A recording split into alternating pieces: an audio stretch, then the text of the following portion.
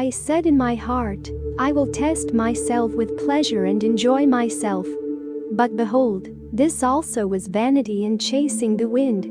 I said of laughter, it is madness. And of pleasure, what good does it do? I searched with my heart on how to cheer my body with wine. My heart still guiding me with wisdom, and I sought to lay hold of foolishness, so I might see what was good to do under heaven during the few days of life. I made great works. I built houses and planted vineyards. I made gardens and planted in them all kinds of trees. I made pools to water the forest of growing trees. I had male and female servants plus the servants who were born in my house. I had great possessions of herds and flocks, more than any who had been in Jerusalem before me. I also gathered gold, silver, and the treasures of kings and provinces. I hired singers, both men and women, and many consorts, the delight of many men. So I became great, and surpassed all who were before me in Jerusalem. Also my wisdom remained with me. And whatever my eyes desired I did not keep from them. I kept my heart from no pleasure, for my heart found pleasure in all my toil, and this was my reward for all my toil. Then I considered all that my hands had done, and the toil I had expended in doing it.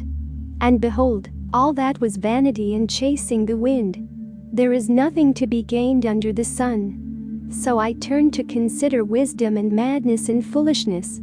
For what can a person do who comes after the king? Only what has already been done. Then I saw that there is more gain in wisdom than in foolishness, as there is more gain in light than in darkness. The wise person has their eyes in their head, but a fool walks in darkness. And yet I perceived that the same events happen to all of them. I said in my heart, what happens to the fool will happen to me too. Why then have I been so wise? I said in my heart that this also is vanity. For both the wise and the fool there is no enduring remembrance. In the days to come all will have been long forgotten. How the wise dies just like the fool. So I hated life, because what is done under the sun was grievous to me. All is vanity and chasing after wind.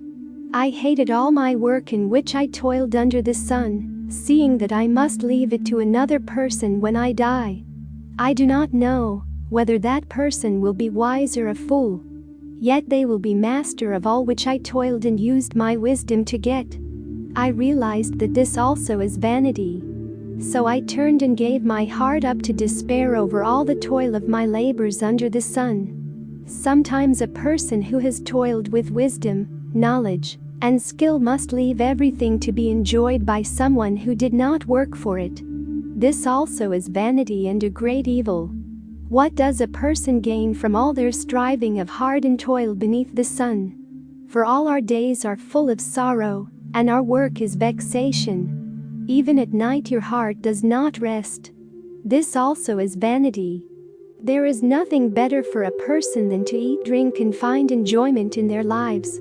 This is a gift from the hand of God. For apart from God, who can eat or who can sustain their enjoyment? The one who pleases God is given wisdom, knowledge, and joy. The ones who do not please God are given the business of gathering and collecting, only to lose everything to the ones who please God. This also is vanity and chasing the wind. For everything there is a season, and a time for every matter under heaven. A time to be born, and a time to die. A time to plant, and a time to pluck up what has been planted. A time to kill, and a time to heal. A time to break down, and a time to build up. A time to cry, and a time to laugh. A time to mourn, and a time to dance. A time to cast away stones, and a time to gather stones together. A time to embrace, and a time to refrain from embracing. A time to seek, and a time to lose. A time to keep, and a time to cast away. A time to tear, and a time to sow. A time to keep silence, and a time to speak. A time to love, and a time to hate. a time for war, and a time for peace. What gain has the worker from his work? I have seen the business that God has given people to be busy with. God has made everything beautiful in its time. God has put eternity into people's hearts, yet they cannot find out what God has done from the beginning to the end. I perceive that there is nothing better for you than to be joyful and to do good as long as you live. Everyone should eat, drink, and take pleasure in their life, their work, and all that they do, for that is God's gift. I perceive that whatever God does endures forever. Nothing can be added to it, nor anything taken from it. God has done it so people are in awe of God's work. That which is, already has been, that which is to be, already has been, and God seeks what has been driven away. Moreover, I saw under the sun that in the place of justice, even there was wickedness, and in the place of righteousness, even there was wickedness. I said in my heart, God will judge the righteous and the wicked, for there is a time for every matter and for every work. I said in my heart with regard to people, that God is testing them, so that they might realize that we are all just beasts. What happens to people and what happens to the beasts is the same. As one dies, so dies the other. They all have the same breath, and people have no advantage over the beasts. For all is vanity. All go to one place. All are from the dust, and to the dust we will all return. Who knows whether the spirit of a person goes upward, or the spirit of the beast goes down into the earth?